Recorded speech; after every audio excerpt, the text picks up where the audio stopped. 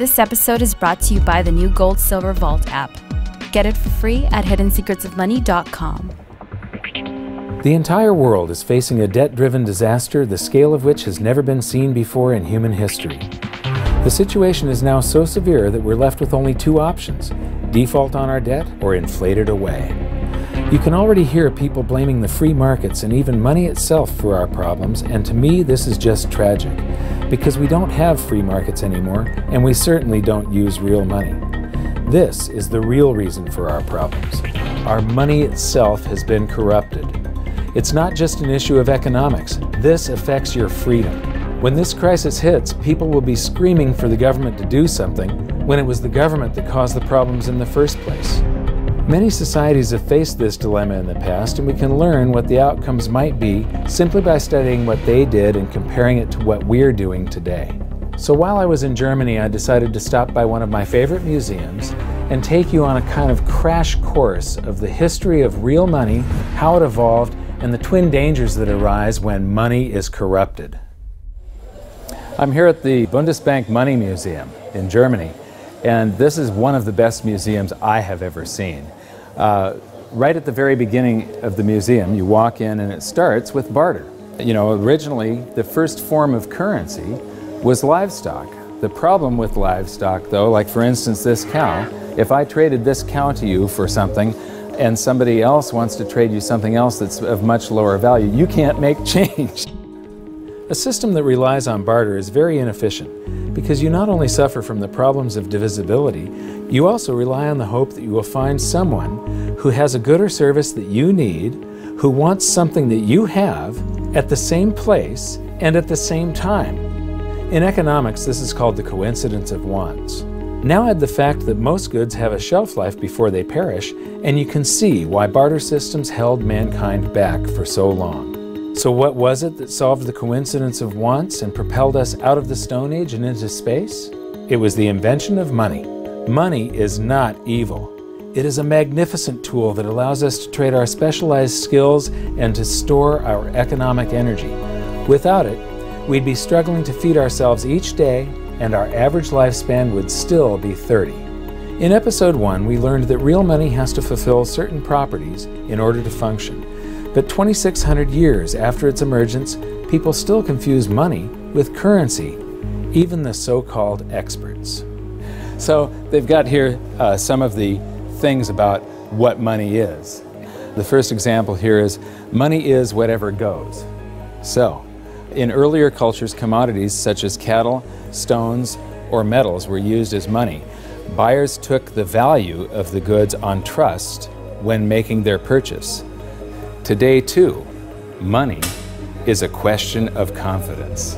So the currency, today isn't money, today we're using currency, but the only reason it has any purchasing power whatsoever is because yesterday your experience was that it purchased something.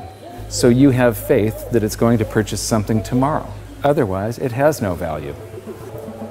Whatever form it takes, reliable money has two characteristics. It is genuine and it is stable. People can rely on its value. Well, you know, what fiat currency around the planet has maintained its value? They all fall in value. So right away you can see the difference. They're talking about currency here. And when they say it's genuine, I mean, what is genuine? A counterfeiter, somebody that's running their own printing press in their basement, is making genuine notes as far as he's concerned. I mean, they're genuine counterfeits. These things that just come off of a printing press, well, yeah, it's a genuine lie from a central bank or a government that you've got something that's going to store value for you, because it doesn't over long periods of time. It loses value. Gold, banknotes, and electronic money, meaning electronic currency, may be stored, divided up, or transported. As its material value has declined over time, its genuineness has had to be beyond question. Well, this one says that it's got to maintain its value, and right here they're contradicting the next one. The one thing here, gold, is the only thing that they're talking about that has not lost its value. In the past, rare goods were used as money. Today, central banks must ensure that the supply of money is restricted. Well, what are they doing all over the planet today? They're lifting all the restrictions on how much currency they're creating. They're flooding the planet with currency. The next display shows the usual museum pieces that are described as commodity money: cowrie shells, representative axes, cocoa beans, and the like. While these work better than barter, none of them were actually money because they all had a weakness: one or more properties of money that they couldn't fulfill. Therefore, they are commodity currencies, not money. Some of these were widely used right up until the beginning of the 20th century, and there's some stuff here that I haven't seen before. Here's something very interesting. This brick of tea, its value is in the intrinsic, it's in the commodity that you're using, it's the tea. But this one has a certain fungibility to it. Each unit would have the same value, and you can make change. You can snap these things apart into units of 6. It's portable. It's not that heavy. This fulfills quite a few of the functions of money. I would not imagine that it's that durable. It probably doesn't wear that well. And now we come to the emergence of real money. Here we have little pieces of metal, just little pieces that have been broken off of bars or something that was cast, other little blobs of metal that were traded as a currency. You know, they had purchasing power, they had an intrinsic value, but they still weren't fungible, which means interchangeable. Every one of them had a different value. You can see that some of them have a higher silver content, some of them have a higher gold content. These are called electrum. It's a mixture of gold and silver, naturally occurring. What you notice is that this is from the 7th century BC, and then between the 7th and the 6th century, we're talking about somewhere between 680 and 630 BC, the emergence of true money. Here we've got 4 coins. The large one is a 1/3 stater coin, and the other 3 are 1/6 stater coins. Each unit is interchangeable. It's now a unit of account. You can take so many of these in trade for so many of loaves of bread, and you don't have to break out your little scale and weigh them any longer. With the little chunks of metal, you had to weigh every transaction that was going on. You had to weigh whatever your payment was and then take a guess as to what the purity was. Here you have some standards that were set by mints and guaranteed by those mints. These are a unit of account. They're fungible. Every one of them is interchangeable. They're portable, they're durable in your pocket over long periods of time. They're divisible. You can make change. You can see there's a 1/3 stater and 1/6 staters. And they're a store of value over long periods of time. These still have purchasing power today, 2,600 years after they were made. Another thing that I find really interesting is between maybe 680 BC and 300 BC, cultures all around the world, they all gravitated toward gold and silver coinage as money. The entire world sort of decided all together that gold and silver were money. Why? Because the free markets keep on selecting gold and silver as money because of the properties that it has. So, now we get to the room of real money. This is a vault door, and this is where they've got all the great examples of the real gold and silver coins. So come on in and join me. So here we get to the first, this is gold and silver, what they're using to make money, and here we have some very early representations of gold and silver coins. And I love these displays. They start with coins in Lydia, so these coins go back to the very first minting of true coinage. So here we have the starting of the 6th century BC, and then it goes up to the 3rd century, and then from the 5th to the 11th century, and the 13th to the 15th century. And these displays just go on with the history of real money, gold and silver. Here is 17th and 18th century. Here we come to the 19th century, and now we're all the way up to the 20th century here. And here we come to our first example of government-issued fiat currency. This is from China. This is from 1375. And what's interesting is I have a chart that compares the value of the paper currency in China compared to silver. And there was a hyperinflation of this currency. it wasn't backed by anything. It wasn't backed by taxes. It wasn't backed by anything in the Treasury. They could just print this. And so this went into a hyperinflation because the government was just running its budget by just doing deficit spending by printing. And then I'm going to skip to some of the colonial currency. This is the United States, and each one of these currencies is printed by a different state. We've got Maryland, South Carolina, North Carolina, Connecticut, New York.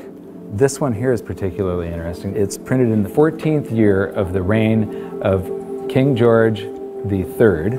It's dated March 25th, 1776. So this is just a few months before the Declaration of Independence. It says, "'Tis death to counterfeit."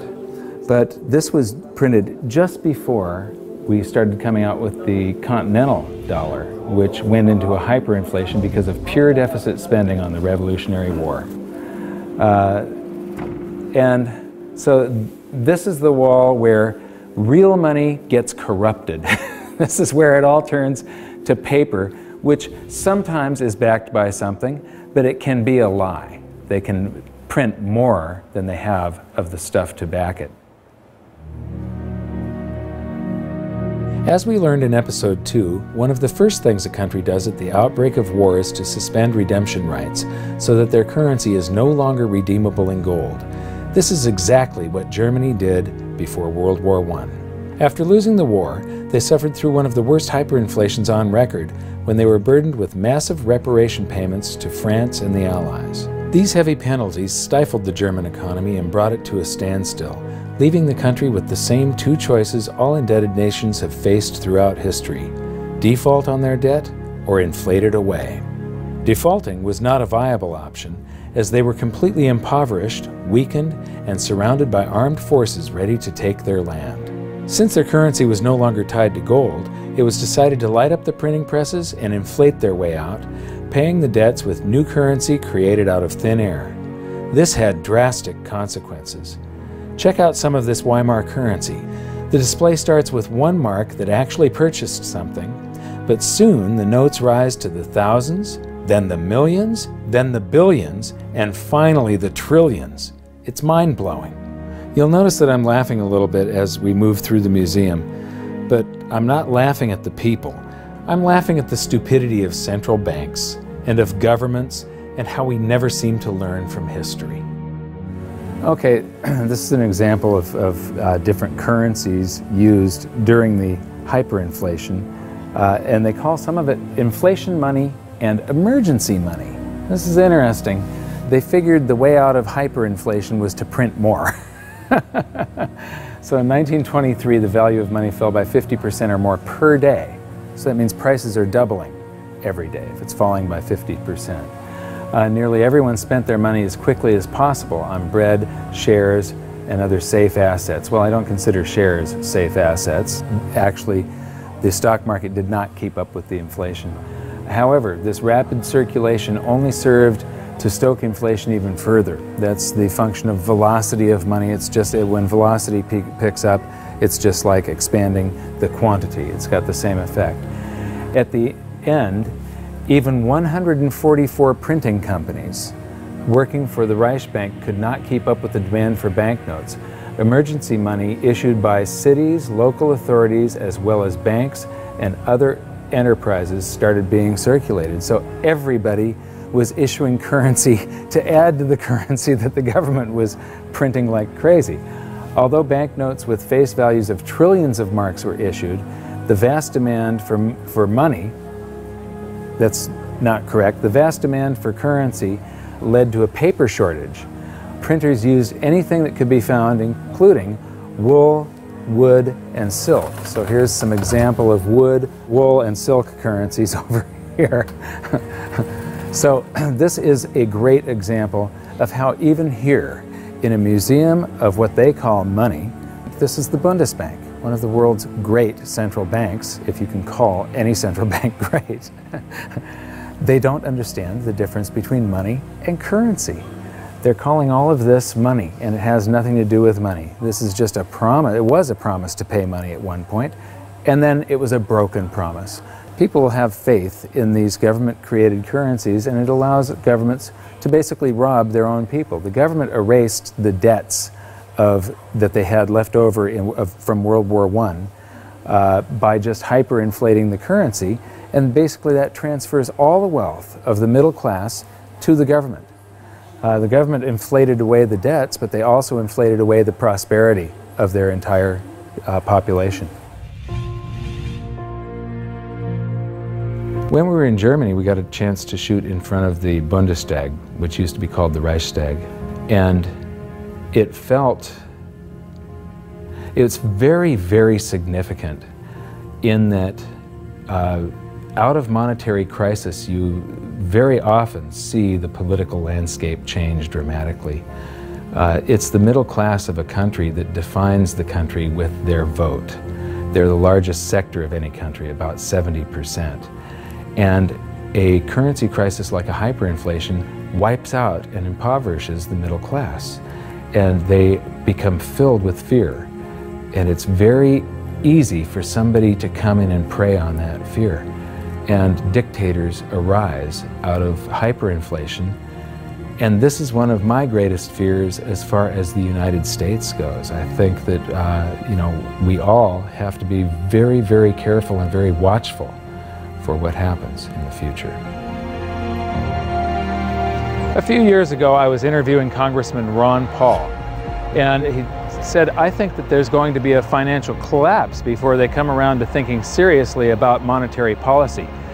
But the real thing we have to worry about is not the loss of our wealth. It's the rise of a dictator. It's the loss of our freedom. And what's interesting is the rise of Hitler. There were 2 times where he played on the public sphere. He could never have come to power had there not been a hyperinflation back in 1923. Just 1 week before the end of that hyperinflation, that's when Hitler made his first big public appearance. Playing to the public fear, Hitler and his stormtroopers took over a beer hall called the Bürgerbrau Keller that seats around 3,000 people. And he took the stage by gunpoint, and to this literally captive audience, he gave the speech that would change the world. Because of the hyperinflation, the audience had been recently impoverished. Their wealth had been stolen by the government running the printing presses. And so they're all scared. He offers them a scapegoat and tells them he's got the way out. He became very popular after that, and the very next day, the people that were listening to him followed him in an attempt to overthrow the government. He was arrested, tried, and convicted of high treason and served time.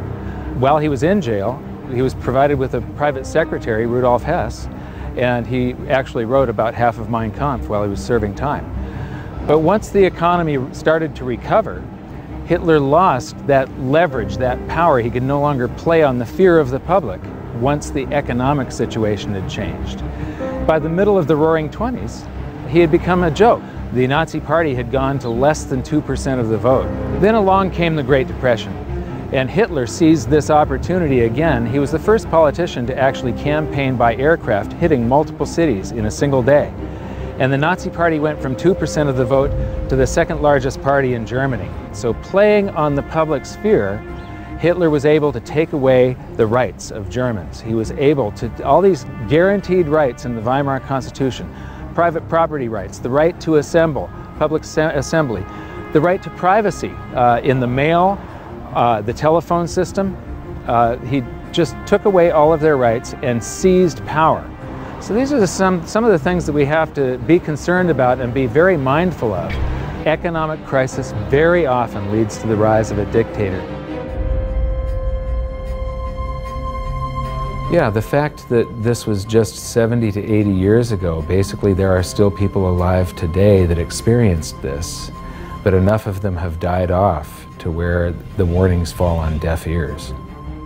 Berlin is a great example of another massive danger to individual freedom that economic crisis can bring, the swing from capitalism to collectivism. After World War II, the city was basically divided in half, the West being capitalist and the East communist. Germany was reunified in 1990, but even this short period of separation showed the vastly different levels of prosperity that the two systems achieved. So this is the famous checkpoint Charlie, and what's interesting is how quickly an economy can heal. Just 20 years ago, you would have seen a tremendous difference between the East and the West. You'd have one side that has tall buildings and is much more industrialized and new, and then one side that's very old and gray. It was one of the best examples of what a state-run society does to an economy. How the more the public relies on government, the worse the general economy gets. What happens, in capitalism you have the greatest disparity between the poorest and the richest individuals. And there's a backlash against that. And you see this happen in waves and cycles, this cycle that goes from capitalism to collectivism. Here, the example, you had this line going right through a city, and one side of the city that was very poor, and the other side prosperous by comparison. Now, when we go toward collectivism, they want to eliminate this great disparity between the poorest and the richest individuals. But what happens isn't that they raise the standard of living for the poor up here. They drag the whole economy down so that everybody ends up living down here, except for the people that are running the government. Collectivism is a danger because we've proven time and time again that it doesn't work. The evidence is in. If you look at history, it's clear that maximum prosperity can only be achieved through individual freedom, free markets, and sound money. You'd think that we'd learn from history, but I'm going to show you a few more displays from the museum that prove conclusively we haven't. And this is where we are today. This is a sheet of 50-euro notes, and these come out of the printing press, bam, bam, bam, bam, bam, just like those notes did. And the entire world today is sort of, every central bank across the planet is creating currency like crazy right now. I think we're going into a deflation, so they're trying to stave off deflation right now by printing their way out of it. So here we've got some examples of the technology that governments around the world are putting into their counterfeit currency so that the public can't counterfeit the currency that the governments are now counterfeiting. So you've got all these holograms and watermarks and different threads and different types of paper. And then here's this big old printing plate where they pop these things out a mile a minute. And right now they are hyperinflating the base money around the world, the paper money. We're going into a deflation, though, of the credit money, the voodoo hocus-pocus currency that the banks just type into the computer. That's starting to collapse, where this stuff is expanding. So we learned in episode 4 that modern currency creation is a complete scam, but a whole lot of people had trouble believing that it could be true. The European Central Bank has this awesome display that shows you exactly how it's done, and it's basically the same as our episode 4. So here's a quick recap thanks to the ECB. Basically, the central bank and the Treasury swap IOUs. The central bank writes a check and the Treasury issues a Treasury bond, which is an IOU, and that creates currency, and then it gets, somebody is paid, it gets deposited into a bank account, and 1,000 marks, they withhold 10%. So right here, they're already telling you that his bank account is a lie. He deposited 1,000 in it. They only withhold 100 in case he wants some of that. And then they loan out 900, which then she buys something from this guy, he deposits the 900. They borrow 90% of that and leave just 10% on deposit for him. And the result is that it expands. Every 1,000 ends up creating 10,000, or every $1 creates $10. And they've got the result here. It's all sort of a voodoo hocus-pocus scheme. One of the great things that I've noticed here is that throughout the museum they keep on proving the point that even though this is the Bundesbank Museum, they prove the point that fiat currencies that come off of a printing press eventually go to zero, that they're really worthless. This says the ideal goal of all monetary systems was to ensure that money is trustworthy and kept in short supply. Metal-based currencies restrict the money supply because metal deposits are naturally limited. However, during the Industrial Revolution in the 19th century, the rapidly growing economy needed a means of payment which could adapt flexibly to this growth. Baloney.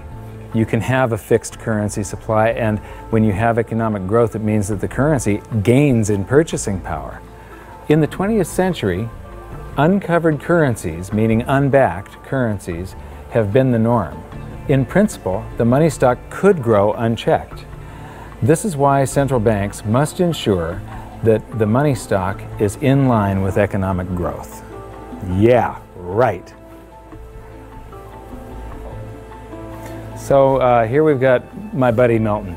Actually, Milton was sort of a semi-free market economist. He won the Nobel Prize, so he's considered the dean of the Chicago School of Monetary Thought, which are monetarists. They believe that we should have a Federal Reserve and it should expand and contract the currency supply to achieve stable prices. One of the problems with Keynesians and monetarists and so on is that they think you should expand it and contract it, but they never contract it. They just, you know, Keynesian, you're supposed to spend when the economy is bad, the government's supposed to spend and stimulate, and then withdraw currency from circulation to keep us from going into a bubble caused by the expansion of credit and the spending that they did during the bad portion of the economy. So they take this rubber band and they stretch it, and it's supposed to come back, but they never do that. They just keep on stretching it to infinity. And here we are, right now, where we are in the world is that rubber band is about to snap with every currency on the planet.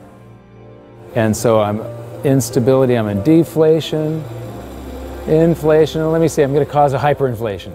Oh, it just went off the inflation scale. I guess I did cause a hyperinflation. Oops. And now the whole thing is collapsing. This game of inflation and deflation has never worked. Right now we're on the precipice of the whole system collapsing, and just like the game, our monetary system will reset. This is where the twin dangers we learned about may rear their ugly heads, so it's up to all of us to learn from history. I mentioned earlier that it was the invention of money that allowed humans to prosper and rise out of the Stone Age. But money is only part of the equation. What use is money if you don't have freedom? So what's going to happen? Will we default or inflate our way out of the mess we're in? Since 2005, I've been stating publicly, and I also wrote in my book, that I believe we're headed toward a series of events involving a short-term deflation followed by a big inflation or hyperinflation. If you really want to learn how this inflation might affect you and your family, join me at hiddensecretsofmoney.com for this episode's exclusive presentation. It's a special video that shows where I believe we are on this economic roller coaster of a ride and how I think it'll play out. So for now, what can you do? 1. Share this video on social media and subscribe to our YouTube channel. 2. Educate yourself by watching the rest of this series. And 3. Take action to protect yourself and your family. Learn what you can do at hiddensecretsofmoney.com. I'll see you there.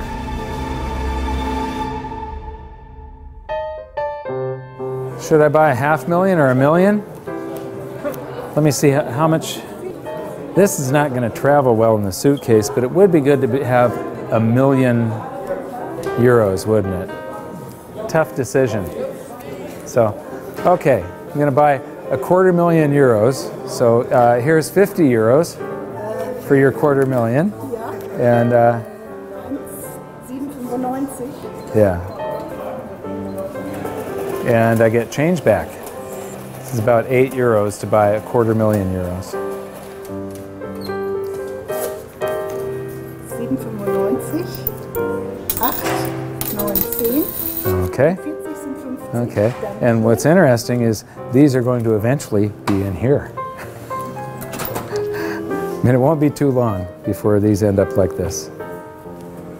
Oh, and we get some chocolate gold coins. Dankeschön.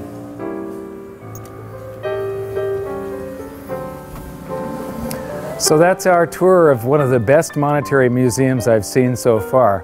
But what amazes me is that they still just don't get it. This episode was brought to you by the new Gold Silver Vault app. Get the latest silver and gold prices, news, videos, and track your holdings using the virtual vault feature all in the palm of your hand. Get it for free at hiddensecretsofmoney.com.